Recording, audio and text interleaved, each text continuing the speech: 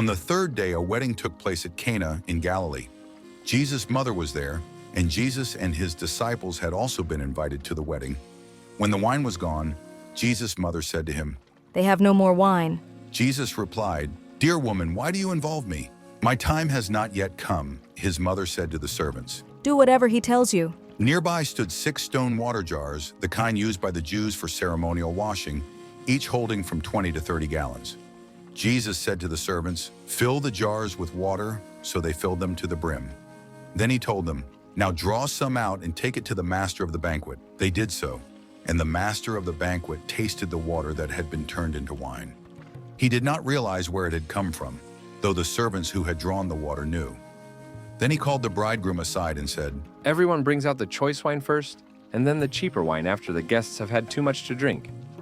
But you have saved the best till now. This, the first of his miraculous signs, Jesus performed in Cana of Galilee. He thus revealed his glory, and his disciples put their faith in him. After this, he went down to Capernaum with his mother and brothers and his disciples. There they stayed for a few days. When it was almost time for the Jewish Passover, Jesus went up to Jerusalem. In the temple courts, he found men selling cattle, sheep, and doves, and others sitting at tables exchanging money. So he made a whip out of cords and drove all from the temple area, both sheep and cattle. He scattered the coins of the money changers and overturned their table.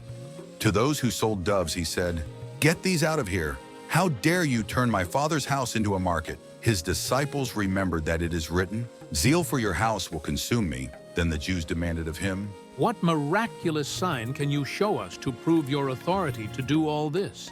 Jesus answered them, Destroy this temple, and I will raise it again in 3 days. The Jews replied, It has taken 46 years to build this temple, and you are going to raise it in 3 days? But the temple he had spoken of was his body. After he was raised from the dead, his disciples recalled what he had said. Then they believed the scripture and the words that Jesus had spoken. Now while he was in Jerusalem at the Passover feast, many people saw the miraculous signs he was doing and believed in his name. But Jesus would not entrust himself to them, for he knew all men. He did not need man's testimony about man, for he knew what was in a man.